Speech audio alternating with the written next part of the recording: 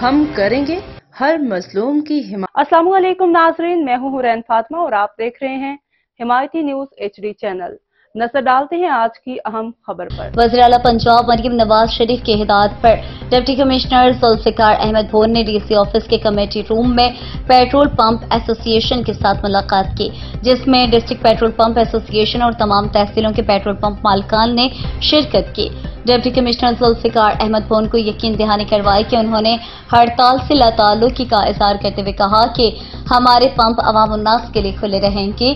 बहावल नगर और नवाही इलाकों में पेट्रोल सप्लाई की फराहमी को यकीनी बनाने के लिए डिप्टी कमिश्नर जुल्फिकार अहमद भोन पेट्रोल एसोसिएशन का शुक्रिया अदा किया। इजलास में पाकिस्तान स्टेट ऑयल कंपनी के एरिया मैनेजर अब्दुल गफ्फार जट और पेट्रोल एसोसिएशन के अहदेदारान भी मौजूद थे। PSO के एरिया मैनेजर ने कहा है कि बहावलनगर जिला में तमाम कंपनी डीलर्स के पेट्रोल पंप से सप्लाई जारी रहेगी। बहावलनगर पेट्रोल पंप एसोसिएशन का इस हड़ताल से कोई ताल्लुक न है। इस दौरान तमाम पेट्रोल पंप से सप्लाई जारी रखने की यकीन दहानी करवाई गई।